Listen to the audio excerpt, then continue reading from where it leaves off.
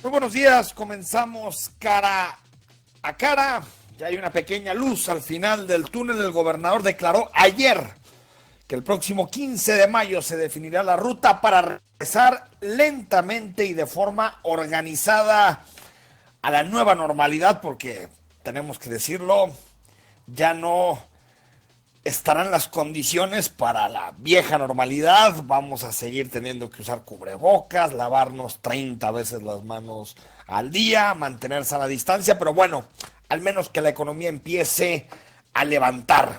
Siempre y cuando, ojo, los datos sanitarios así lo avalen. 29 infectados en Puente Grande, fiestas en el penal y el encargado de las prisiones en Jalisco, ni pío, no declara. Mueren 9 por ingerir alcohol adulterado en Tamazula y Mazamitla. AMLO recula y da bienvenida al crédito del BID que gestionó la iniciativa privada. Esto y más temas los analizamos con Augusto Chacón, director ejecutivo de Jalisco Como Vamos. También le entramos a la encuesta de percepción que realizó el mismo observatorio con datos que son muy reveladores de la realidad que están viviendo los tapatíos. Por ejemplo, la mitad de los tapatíos ya revelan que su salario se está viendo afectado por la pandemia. Más adelante, ¿cómo califican los mexicanos la respuesta de las autoridades ante el COVID? ¿Qué dicen de la actuación de AMLO y qué dicen de la actuación de los gobernadores? Converso con el autor de la encuesta, con Jorge Buendía. Estos y muchos temas más los abordamos hasta las 10 en Cara a Cara. En esta mesa dialogan todas las ideas, se genera la noticia y se dicen las cosas. Cara a cara, la información clara y precisa en voz de sus protagonistas. Cara a cara, con Enrique Tusein.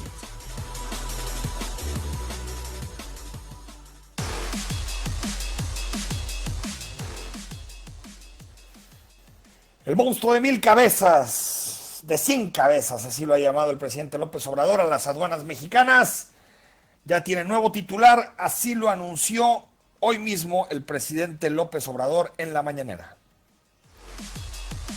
Voy a presentar al Senado a quien va a desempeñarse como director de aduanas. Va a ser el licenciado Horacio Duarte, que sustituye a Ricardo Agüet, senador de la República, una persona buena, íntegra, pero él va a estar de nuevo en el Senado, y Horacio Duarte, que también un hombre íntegro, honesto. Primero fue, recuérdenlo, Ricardo Peralta, que estuvo 5 meses al frente de las aduanas. Luego llegó Agüed, quien dijo, no puedo con la corrupción que existe en las aduanas mexicanas. Y ahora Horacio Duarte, quien fue representante de Morena ante el Instituto Nacional Electoral y estaba en la Secretaría del Trabajo, a las órdenes de Luisa María Alcalde. Augusto Chacón, muy buenos días, ¿cómo estás? ¿Qué tal, Enrique? Muy buenos días, muy bien, gracias, encantado de estar contigo, de estar con quienes te escuchan. Buenos días a todas, buenos días a todos. Oye, ¿alguien podrá con las aduanas? Estuve revisando esta mañana algunos datos. Es impresionante la facturación que hay en las aduanas. Estamos hablando de que solamente por IVA se pagan más de 400,000 millones de pesos al año. Hay redes tejidas por muchos años. El narco está metido. ¿Cómo, digamos, retomar, Augusto Chacón, el control de las aduanas? No parece que sea un tema simplemente de elegir a la persona correcta, ¿no? No, no, sin duda no es eso, es todo el sistema, como bien dices, es una tradición ya muy mexicana que las aduanas sean una fuente de negocios particular, un punto de ingreso para el crimen organizado. Nada más tenemos como muestra el tráfico de armas. Todas pasan por alguna de las aduanas, ya sea marítima, ya sea terrestre, ya sea aérea, del país, y no se ha podido hacer nada. La prueba está que ese tráfico no ha cesado, como igual el tráfico de otro tipo de cosas. Sí, más que un hombre se necesita un sistema completo que pase por la Secretaría de Hacienda, que pase por el sistema de administración tributaria y por supuesto por las fuerzas de seguridad pública, porque sacudir eso, nada más imaginemos lo que es la aduana de Laredo, por ejemplo, las aduanas en el aeropuerto de la Ciudad de México. es un monstruo de 1000 cabezas, lo dijiste muy bien, y al menos a estos 16 meses de gobierno de López Obrador ya está visto que no basta la buena voluntad, que no basta, como lo acabamos de oír en el extracto que transmitiste de la declaración del presidente, decir es un hombre bueno, es un hombre honesto. Eso deberíamos darlo por descontado. Necesitamos pericia técnica, necesitamos fuerza pública y una voluntad a prueba de los cañonazos de que alguna vez fueron de 50,000 pesos.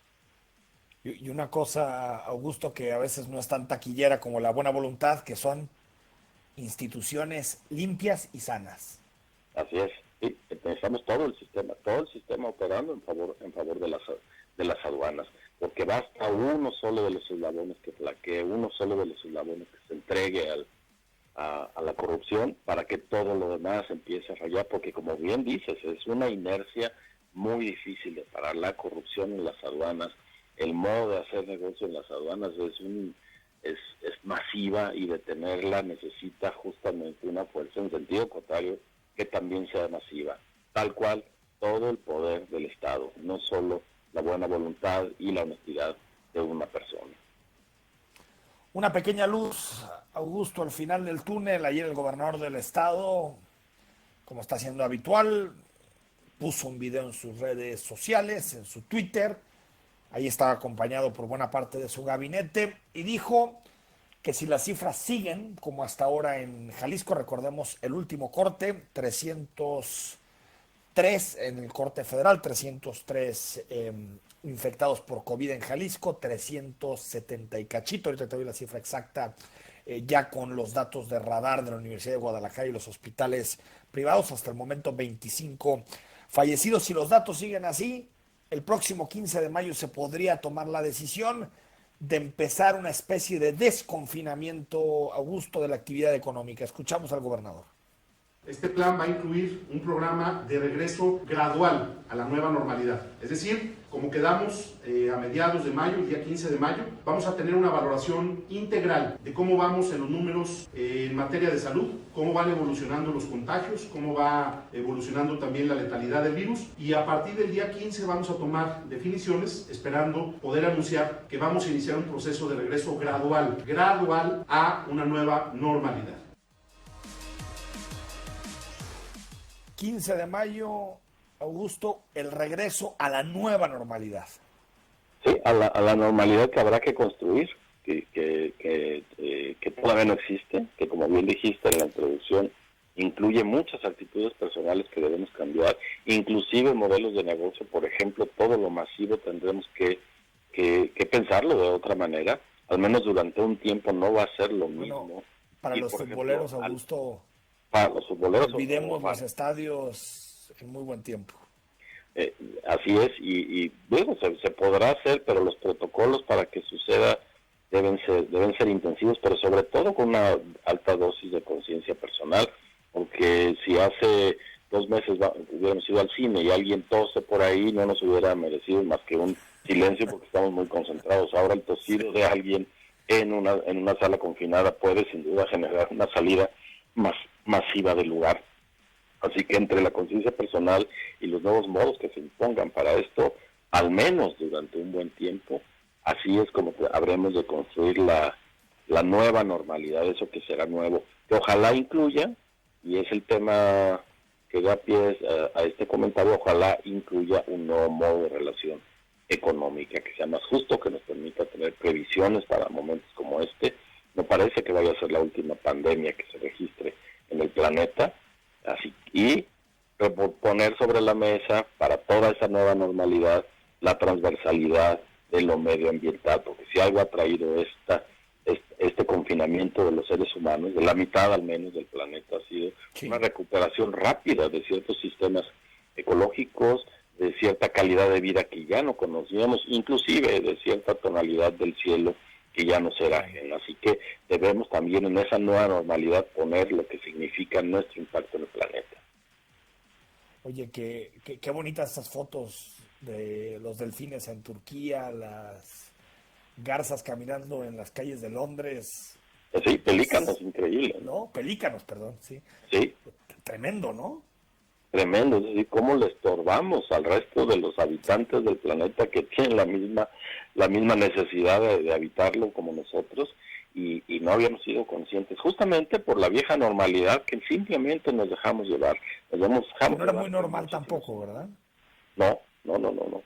Así que, sí, una luz al final del túnel, el gobernador la enciende, quizá no sea de 100 watts, pero al menos es de 40, es decir, ya le Es vemos. bueno tener una fecha, ¿eh? Es bueno tener una fecha porque también reduce un poquito la ansiedad social. Sin que se rebajen los controles, sabemos que tenemos que estar aislados, los que no realizamos actividades esenciales, Augusto, que podemos realizar el trabajo desde casa. Pero sí, yo ayer que ya platicaba de esta fecha con gente que me escribía, noté como una respiración así como soltarla, como de decir, bueno, ya al menos hay una fecha que sabemos que si nos portamos bien, que si hacemos las cosas como se deben hacer, pues tal vez a partir de ese día empecemos a recuperar la normalidad. Y creo que será importante, Augusto, que el plan sea claro, que sea escalonado, que se definan qué sectores económicos se incorporan primero, qué sectores económicos se incorporan después. Antier presentó Italia ya su plan de desconfinamiento, donde también al principio permite que se salga a hacer ejercicio a la calle, que se recupere la construcción, algunas ventas que no suponen atracción de grandes personas a un espacio reducido. Después se habla también ya de restaurantes, bares, es decir, algo escalonado que todos podamos ir sabiendo que esa es la ruta, ¿no?, que vamos a seguir.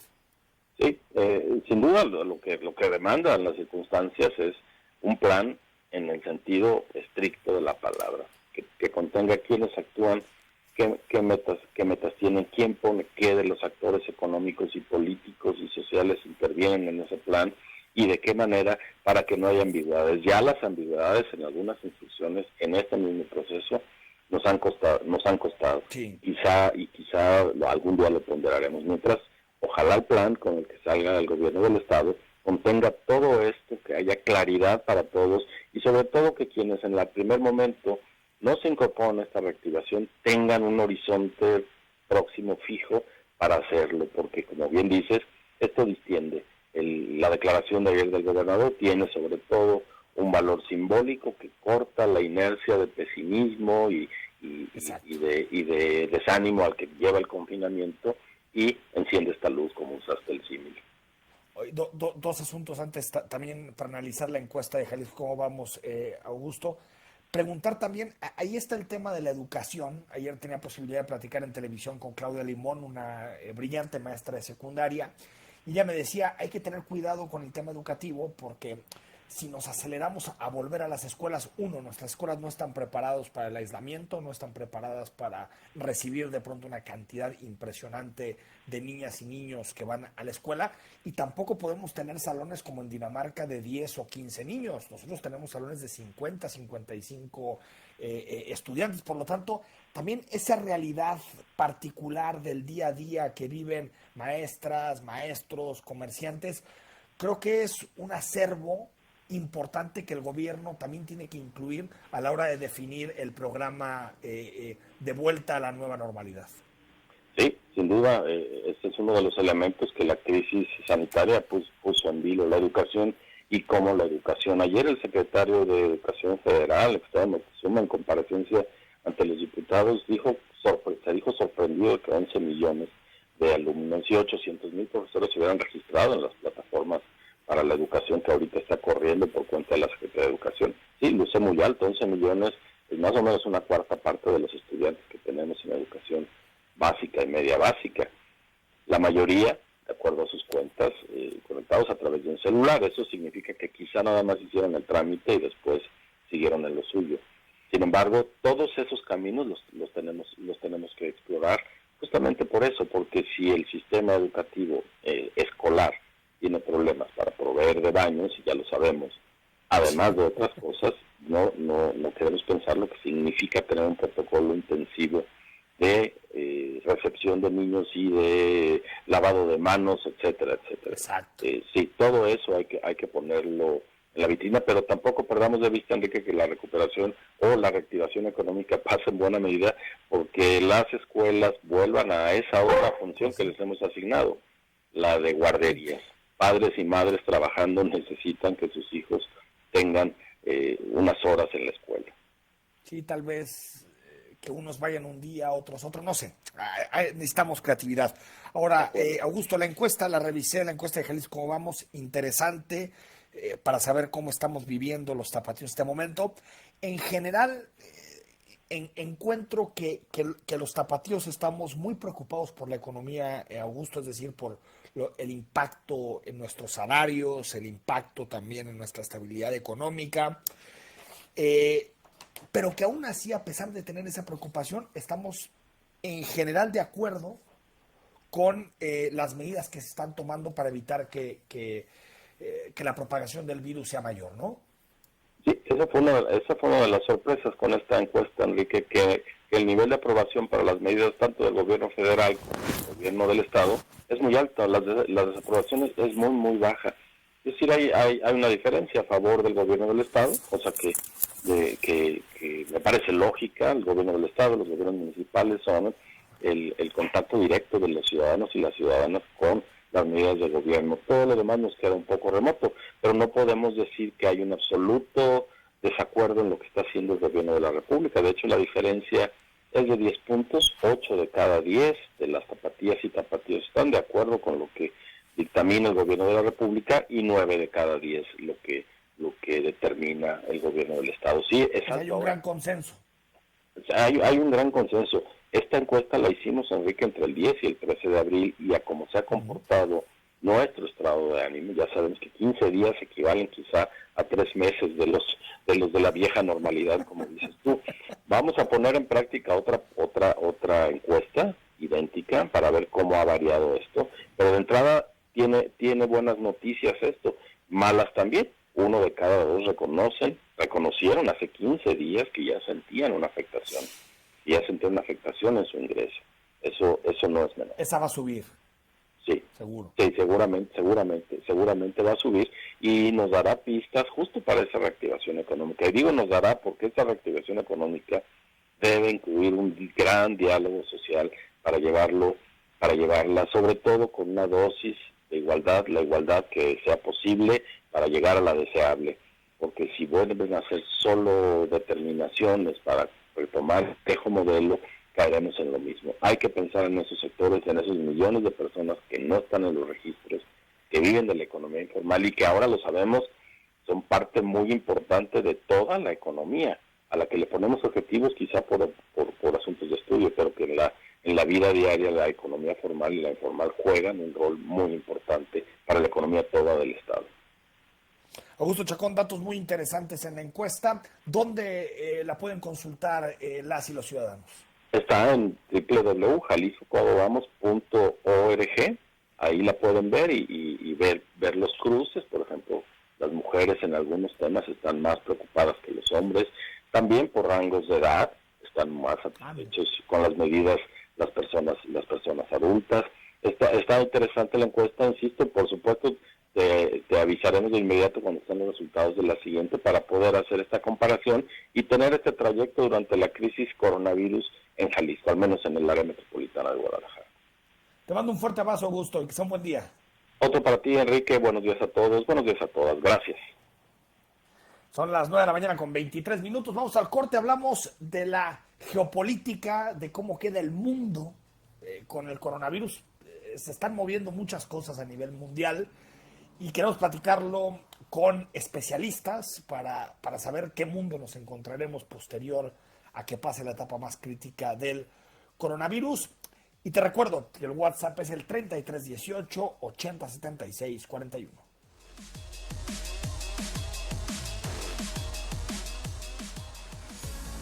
Mantengámonos cerca. Línea WhatsApp 33 18 80 76. Llamados de COVID en Jalisco, 303 en instancias federales, 46 en el modelo radar de la Universidad de Guadalajara y 22 en privados. Se mantiene la cifra de 25 defunciones, fueron 2 más que hace 24 horas, y por municipio siguen siendo Guadalajara y Zapopan los que aglutinan la mayoría de los casos. Son 151 casos entre ambos. Después sigue Puerto Vallarta con 46. Son los datos del COVID, fecha lunes 27 de abril. Veremos más adelante los cortes tanto federal como local.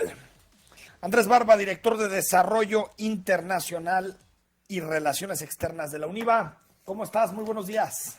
Estimado Enrique, un gusto como siempre saludarte a ti, al auditorio de Zona 3. A mí también me encanta saludarte. Oye, Andrés, pues mucho está discutiendo sobre el mundo del que nos va a dejar el COVID, quién gana, quién pierde. ¿Tú ves también, como muchos analistas, Andrés, que vamos a un mundo ahora sí ya con más claridad, regido por las reglas de China? Es decir, que China emerge fortalecido como el gran país luego de la crisis. Pues mira, no podemos negar, Enrique, que es verdad que de esta crisis tan fuerte que se ha vivido en China y se está viviendo ahora de este lado del mundo, aunque el asunto tampoco ha concluido del todo en China, pues de este asunto China ha salido fortalecida, es verdad.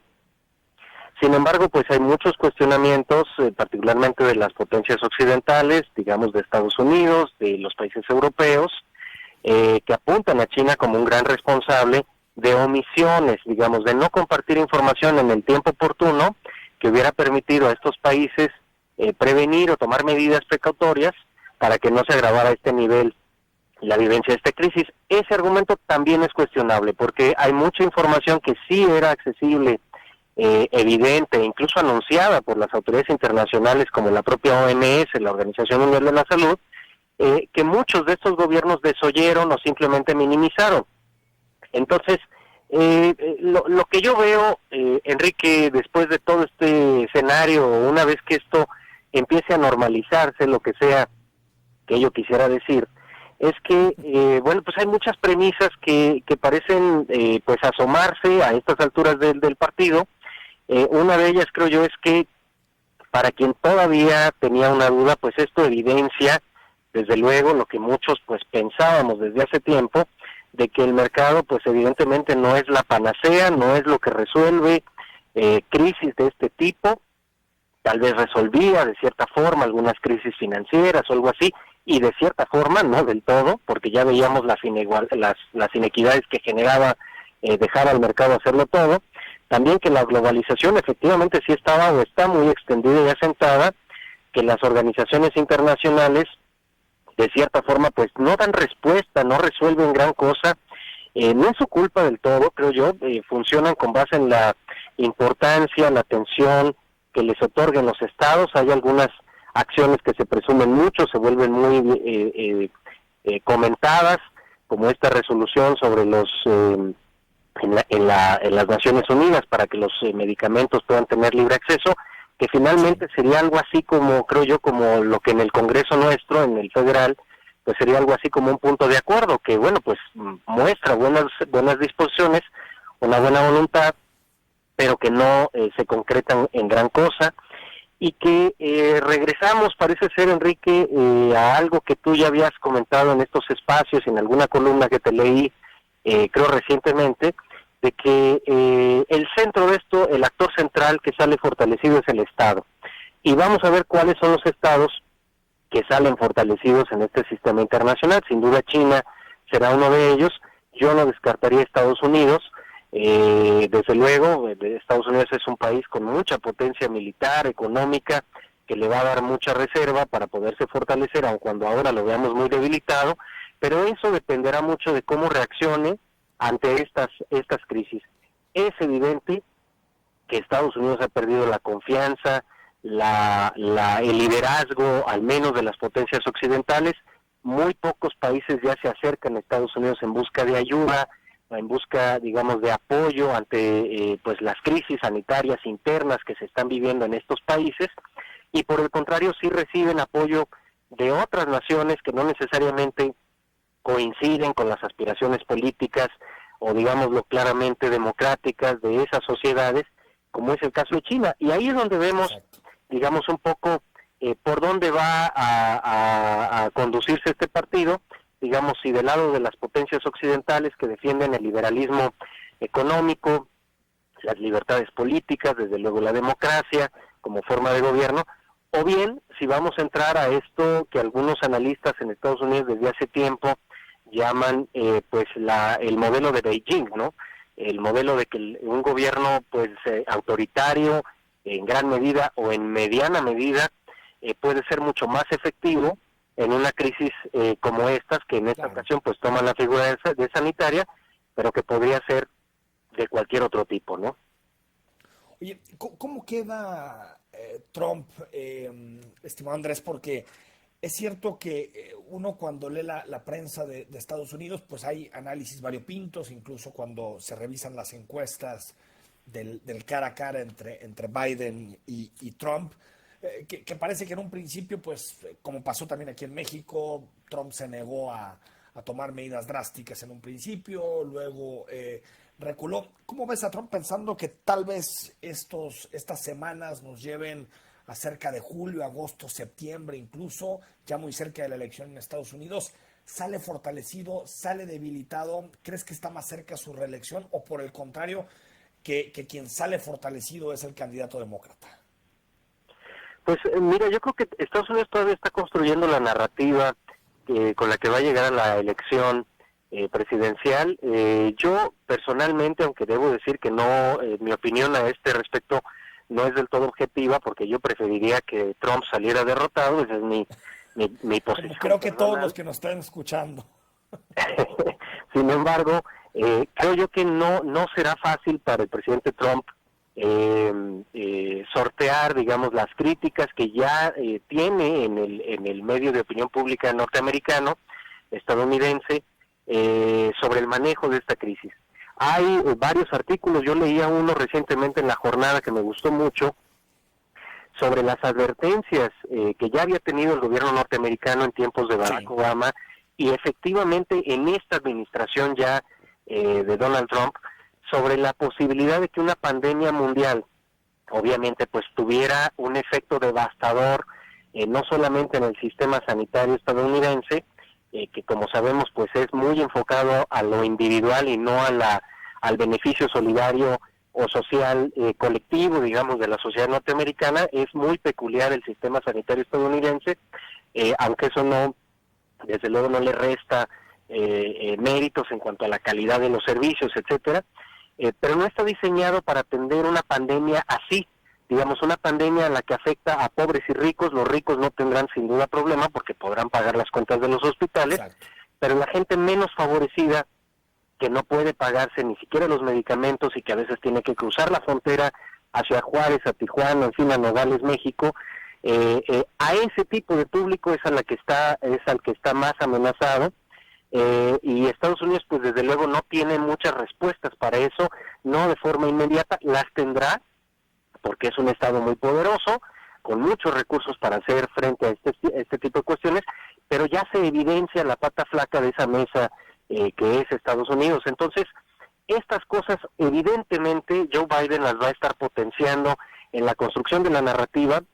Las bases del presidente Donald Trump pues ya le exigen de manera vehemente, muy fuerte, que ya abra la economía, que ya no esté todo el mundo encerrado, y pues eso tendrá también consecuencias sanitarias en el país. O sea, no se pueden esconder las cifras de muertos, a lo mejor se pueden maquillar, disfrazar, en fin, la de los contagios, etcétera, como sucede en otros países, pero la de los muertos no se puede ocultar, y esa finalmente es la que de manera lapidaria se le van a estar arrojando continuamente al presidente Trump. Imaginemos los debates ya directamente de Joe Biden y Donald Trump, en donde Biden, por ejemplo, le esté pues recriminando la lentitud, la incredulidad del gobierno norteamericano en el inicio de todo esto, ¿no? Ahora, y te despido, Andrés. Ahí el tema económico va a ser importante porque la carta fuerte de Trump para su reelección era pues el dinamismo económico de Estados Unidos, pero puede ser que lleguemos a noviembre con una economía estadounidense en recesión. Lo más seguro es que sea así, a pesar de que se han tomado medidas muy profundas en Estados Unidos de inyección de recursos, de planes de apoyo, tal vez los más grandes después de la Segunda Guerra Mundial. Y pero aún así, pues llegar con una economía debilitada puede ser la kriptonita para Trump, ¿no? Exactamente. Y digo, y aunque algunos pues quisiéramos ver a Trump derrotado en esta próxima elección, pues tampoco deseamos que la economía norteamericana caiga en una recesión profunda, no solo por el daño que tiene a su propia sociedad, que eso ya de por sí es considerable, sino por el efecto inmediato que tiene, claro, sobre nuestro país, pero sobre todo sobre la economía mundial. Una recesión en Estados Unidos de larga duración es dañina al 100% para todo el mundo, y eso pues nadie lo desea. Y sin duda pues esa es una gran consecuencia que tendrá esta pandemia, y que puede inclinar la balanza en contra del presidente norteamericano. Ya veremos si así sucede. Si algo hemos aprendido con Donald Trump pues es a no conjeturar de manera muy confiada, pero sin duda pues un electorado que está molesto, que está frustrado, que está angustiado porque ha perdido su empleo, porque no tiene ahorros, porque no le alcanza el dinero, porque, en fin, con todas estas angustias que conocemos bien aquí en México cuando hay alguna crisis, pues sin duda va a estar molesto con el líder, en este caso el presidente, que no ha sabido resolver la situación de manera correcta, ¿no? Veremos qué sucede, incluso si se puede votar o no presencialmente, hay todavía muchas incógnitas. Andrés Barba, como siempre, un fuerte abrazo y que sea un buen día. Igualmente, Enrique, saludos. Gracias. Son las 9 de la mañana con 38 minutos. Están llegando mensajes también sobre el caso de China. Vamos al corte. Hablamos sobre otra encuesta. Ahorita estamos hablando con Augusto Chacón de la que realizó Jalisco Cómo Vamos. Ahora una encuesta que realiza la firma Buendía y Laredo, donde le preguntó a los mexicanos cómo califica la respuesta del presidente. Y hay algunos datos que suenan contraintuitivos. Al corte y regresamos.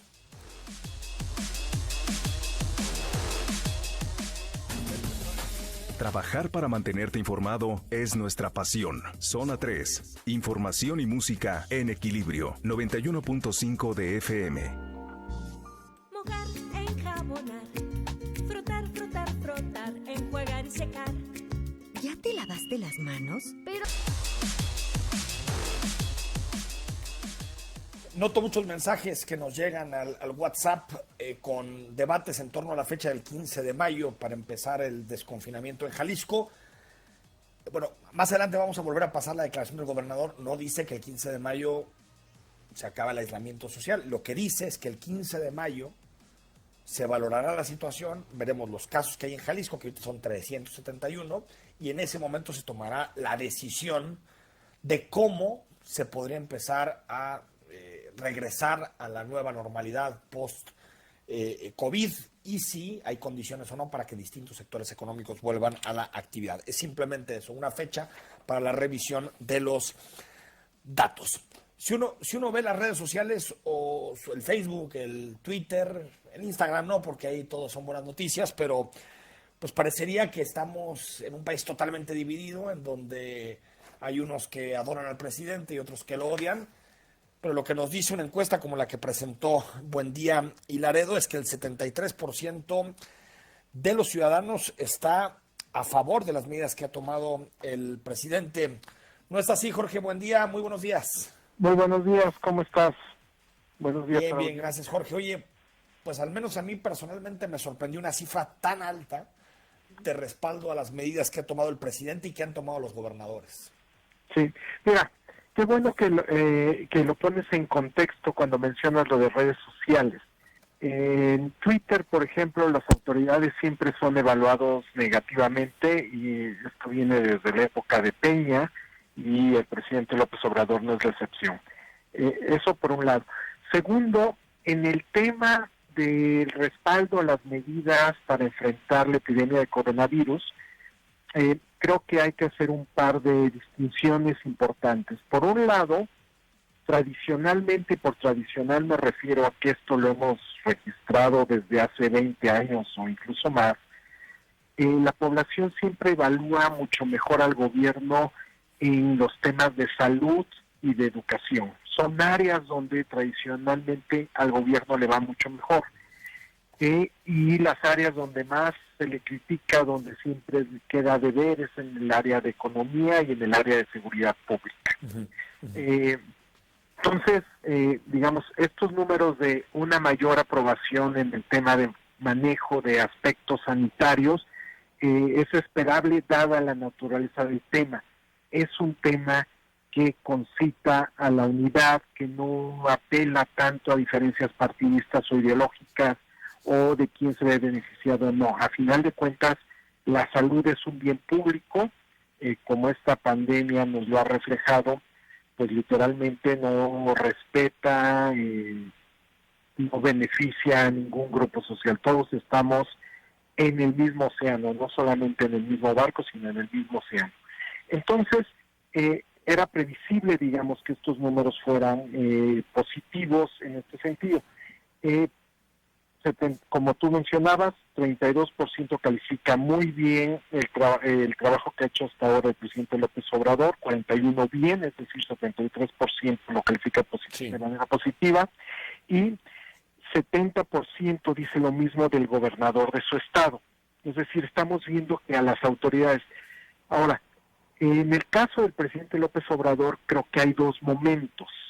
El primer momento, que fue antes de que se declarara la emergencia sanitaria, la opinión pública era mucho más crítica, incluso encuestas como las del Grupo Reforma mostraban que pues, la población estaba dividida o incluso predominaba el rechazo a las medidas. Y esto creo que se explica básicamente porque el presidente pues literalmente está minimizando el problema de la pandemia, ¿no? Seguía con sus giras, hay que seguirse abrazando, no él, pero incluso algunos miembros de su administración decían que era más, la influencia era más peligrosa que esto, etcétera, etcétera. Y la opinión pública reflejó eso. Yo creo que ahí lo que se estaba castigando era la inacción. Pero después, a partir del 30 de marzo, que ya se declara la cuarentena, pues ya lo que tenemos es básicamente un gobierno que está tomando pues las mismas medidas que se están tomando en otros países, ¿no? De quédate en casa, a final de cuentas, pues es esta cuarentena no se distingue mucho de lo que sucede en otros países que están tomando las medidas necesarias. Naturalmente que hay muchos aspectos por criticar, desde cómo se están midiendo los contagios y las defunciones, si está preparado el sistema de salud, si no nos retrasamos un poco, pero en general estas medidas, digamos, corresponden con lo que la opinión pública venía pidiendo de medidas más enérgicas, y esto se refleja en otro dato de la encuesta, que es 72% está de acuerdo en que se extienda la cuarentena hasta el 30 de mayo, y hoy, por ejemplo, el periódico Reforma también publica otros datos en los que dice, bueno, pues la población incluso está dispuesta a tolerar medidas más drásticas, ¿no?, de restricción de movimiento. Entonces, lo que tenemos son dos momentos al inicio que se minimiza el problema del coronavirus. La opinión pública sí es muy, digamos, es más crítica del presidente. En este segundo momento, donde estamos en cuarentena, pues hay mayor aprobación a estas medidas, por una parte, y el tema de salud pública, pues este tipo de crisis siempre concitan a la unidad, ¿no? Es parte, digamos, de este fenómeno más amplio que en Estados Unidos han llamado de Rally Around the President, y en ese sentido, yo incluso diría que pues aquí hay un costo de oportunidad para las autoridades, en particular para el gobierno federal. Digo, uno esperaría que los niveles de aprobación se fueran todavía más altos, dada la naturaleza de esta crisis, pero el discurso presidencial pues no está facilitando esto, ¿no? Siguen estando las referencias a las diferencias partidistas, a las diferencias ideológicas, el discurso presidencial que dice que en el mejor de los casos van a apoyar al 70% de la población, pues es un discurso excluyente, no incluyente.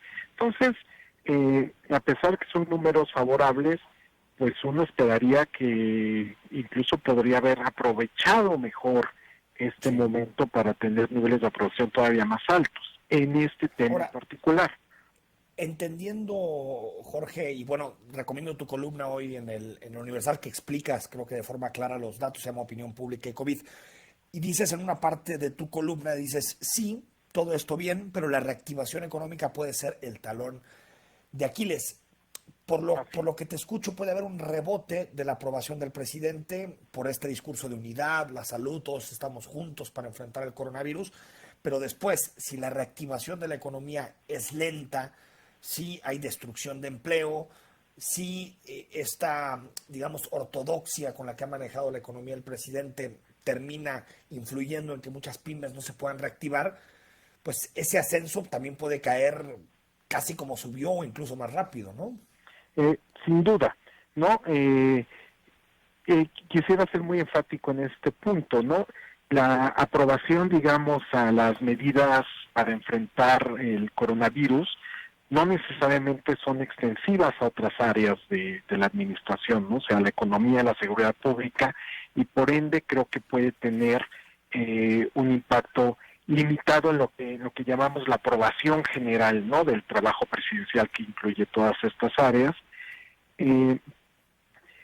Digamos, para ponerlo en perspectiva, te puede ayudar en el sentido de que te mitigue temporalmente la caída en la aprobación, pero el tema económico verdaderamente es algo que seguramente impactará la aprobación. No sabemos en qué magnitud, pero simplemente, por ejemplo, nuestra encuesta, lo que los datos que nos da, 70% está esperando que los ingresos de su familia disminuyan en las siguientes 4 semanas. Incluso la pérdida de empleo es otro de los factores que hay expectativas negativas, y esto en particular puede ser muy dañino, digamos, para esta administración. ¿Por qué?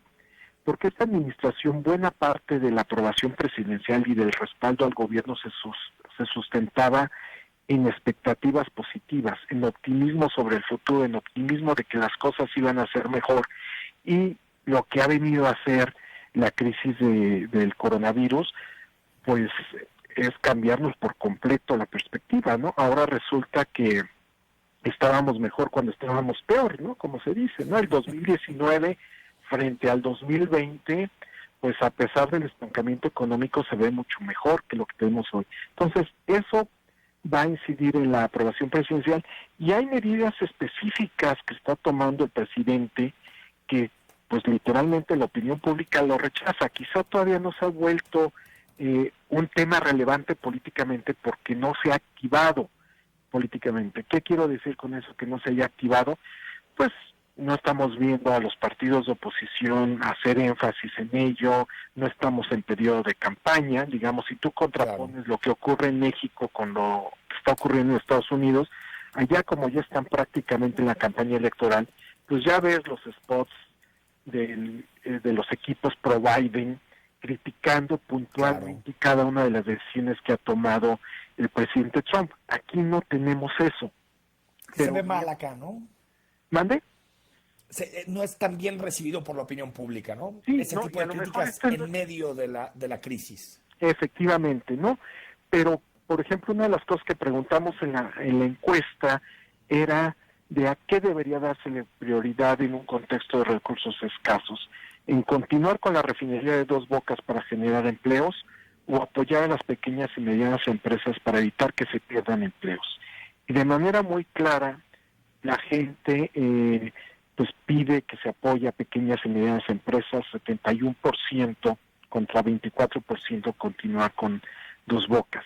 Entonces, este doblar la apuesta de la administración por los proyectos emblemáticos como el Tren Maya, Dos Bocas, pues se puede volver un boomerang, porque puede reflejar insensibilidad por parte del gobierno para atender, pues digamos, el caos económico que ya se está presagiando, ¿no? Incluso si tú lo pones en un contexto donde, ¿qué prefieres? Que se invierta el poco dinero que tenemos disponible en Dos Bocas o en el Tren Maya, o que se invierta en hospitales y en escuelas, pues naturalmente que ya sabemos hacia dónde se va a ir la opinión pública. El tema es que no se ha activado políticamente ni electoralmente. Coincido. ¿No? Entonces, pues yo creo que conforme transcurre el tiempo, se agudice lamentablemente la situación económica, pues creo que se pueden volver más costosos política, electoralmente para el presidente la decisión de continuar con estos proyectos, porque además estarían minando uno de los atributos más relevantes del presidente López Obrador, que es la cercanía con la gente, la empatía, sí, la sensibilidad a los problemas sociales. Jorge, buen día. Gracias por tu análisis y un fuerte abrazo. Igualmente, que estés muy bien. 9 de la mañana con 54 minutos. Escuchamos a Lucía Almaraz. Es martes de Justicia Abierta. Hoy sobre la ley de amnistía. Lucía, buenos días. Hola, buenos días. Que bueno, pues para comentarte que el Senado de la República aprobó la ley de amnistía que considera liberar a personas privadas de la libertad que hayan sido procesadas en el Foro Federal por delitos contra la salud, aborto, robo simple y sin violencia. Así también considera a los presos políticos o indígenas que no hayan contado en el momento de su proceso con un abogado intérprete.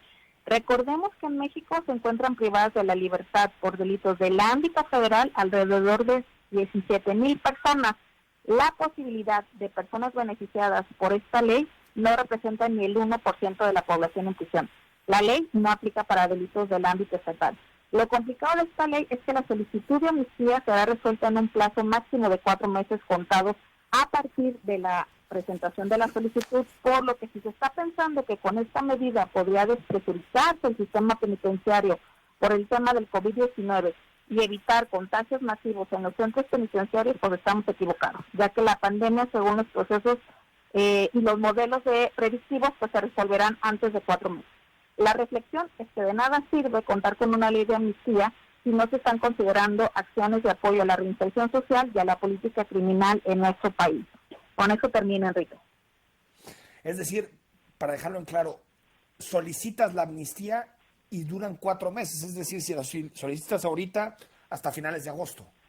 Aproximadamente es lo que dura desde que se presenta la solicitud hasta que se resuelve por una comisión que deberá de ser instalada por el propio Poder Ejecutivo Federal. Entonces, pues estos son plazos largos considerando el tema del COVID. Ahora, comentarte que existen el acceso a beneficios penitenciarios en la Ley Nacional de Ejecución Penal que serían mucho más rápidos que los que estaríamos pensando a través de la ley de amnistía. Pues ya profundizaremos. Muchas gracias, Lucía. Te agradezco, un abrazo. Ahí está el comentario, Justicia Abierta, como todos los martes. Bueno, hay muchos, mi amigo Enrique, y buen equipo, sea China u otro país, el que provocó todo, se necesita una sanción severa mundial. Una investigación, por cierto, China vetó a una universidad australiana que precisamente está investigando el origen del COVID. Ahí está la pata flaca para China. Mañana será miércoles, mitad de semana, hablaremos con el doctor Jorge Rocha, con el doctor Eduardo González para hacer el análisis, y también el jueves tendremos posibilidad de conversar con el secretario de Salud. Por si tienes dudas, algo que plantearle, pues es el momento, porque tendremos posibilidad de hacerle las preguntas importantes en estos. Empezamos el 2 de mayo con los momentos más difíciles del coronavirus, por lo tanto, a seguir en casa. Un abrazo a todos, muy buen martes y mañana a las 9.